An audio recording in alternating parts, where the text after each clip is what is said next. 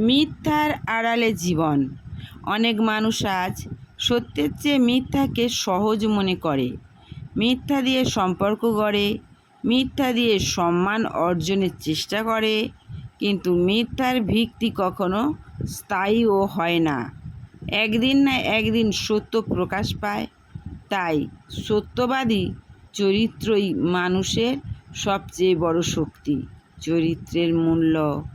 এই পৃথিবীতে অর্থ হারালে কিছু হারাও, স্বাস্থ্য হারালে অনেক কিছু হারাও, কিন্তু চরিত্র হারালে প্রায় সব কিছুই হারাও।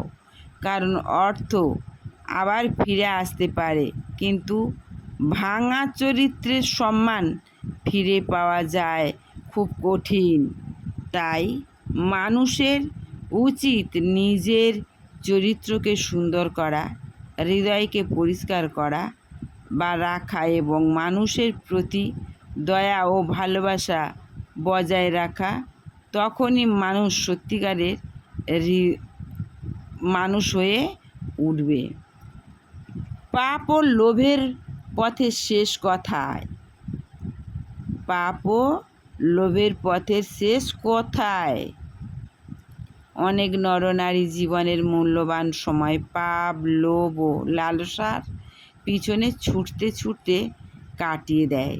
তারা মনে করে অর্থ, ভোগবিলাস আর ক্ষণিকের আনন্দই জীবনের সবচেয়ে বড় অর্জন। কিন্তু তারা ভুলে যায়, যা অন্যায়ের মাধ্যমে পাওয়া যায় তা কখনোই স্থায়ী সুখ দিতে পারে না। লোভে মানুষকে অন্ধ করে দেয়, বিবেককে দুর্বল করে দেয়। এক সময় সে নিজের পরিবার, সম্পর্ক, সম্মান সব কিছুকেই হারাতে শুরু করে।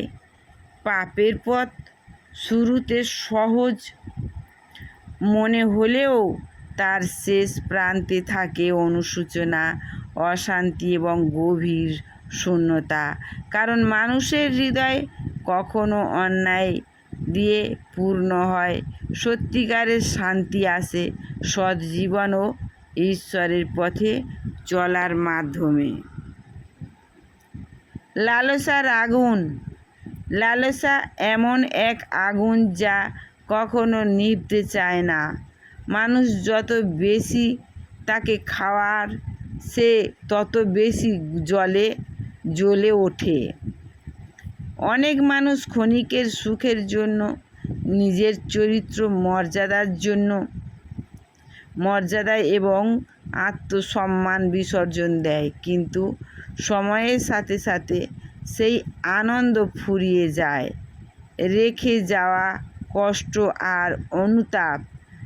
লালসা মানুষকে ভালোবাসা থেকে দূরে সরিয়ে ভোগের দাস বানিয়ে দেয়। শেষ পর্যন্ত সে বুঝতে পারে সে অনেক কিছু পেয়েছে, কিন্তু অন্তরে শান্তি হারিয়ে ফেলেছে। কারণ হৃদয়ের ক্ষুধা ভোগে মেটে না, মেটে সত্য, প্রেম ও পবিত্রতার মাধ্যমে। ভালো থেকো, সুস্থ থেকো, সুন্দর থেকো এবং সাবস্ক্রাইব, কমেন্ট, শেয়ার দিয়ে নিত্য নতুন ভিডিও সঙ্গে রাখো।